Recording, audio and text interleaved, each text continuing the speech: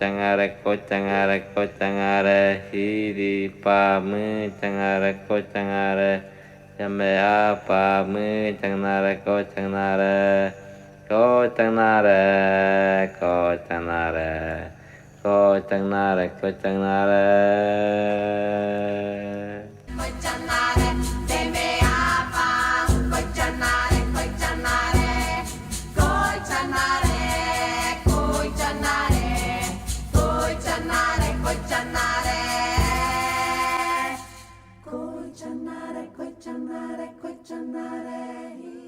Conforme o olhar e a época, as coisas vão se transformando, né? Os significados e tal. Até mesmo no Manifesto Antropófago, eles, como eu disse, eles usam esse imaginário lá do século XVI, dos franceses que vieram para cá e publicaram, né, a Viagem Pitoresca do Brasil, para falar que aqui era tudo antropófago e selvagem, mas eles usam isso até para fazer uma crítica e propor que então seja assim, mas de regurgitar as ideias europeias e criar uma outra história e tal. Quer dizer, a gente está num processo o tempo inteiro de ressignificar essa tal antropofagia, só que cada hora ela é vista de uma maneira diferente. Os nossos olhos, né, de geometria ocidental para esses trabalhos. Mas não tem nada a ver com isso, né? Na verdade, esse trabalho aqui é produzido, né?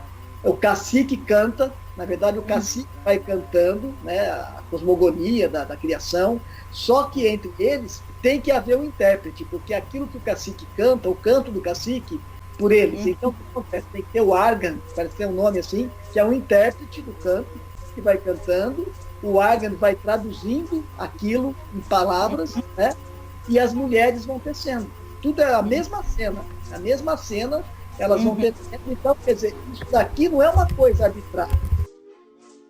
Nós estamos falando em pedagogia macunaímica, a gente está falando em pedagogia descolonizadora, porque o subtítulo do Macunaíma é o herói sem nenhum caráter. Exatamente. E aí tem um italiano estudioso do Marcos Andrade, que eu peguei a ideia e tenho usado muito, que é sem nenhum em português, quer dizer com todos. O negro é o branco e é o indígena. Então nós estamos falando dessa pedagogia da diferença.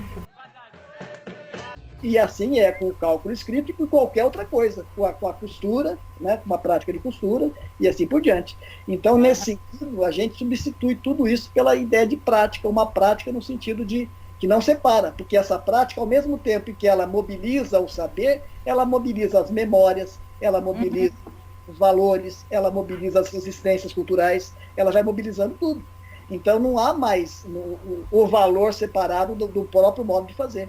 Eu acho que é interessante, porque incorpora tudo, não há mais uma separação entre, né, o saber e o saber fazer. Né? E que eu acho que isso é uma inspiração, vem um pouco dessa maneira, como o Oswald de Andrade, agora lendo o manifesto, ele rompe com essas dicotomias, porque eu acho que o manifesto vai exatamente nessa linha. Eu até leio isso daqui, porque eu acho que é interessante, só a antropofagia nos une.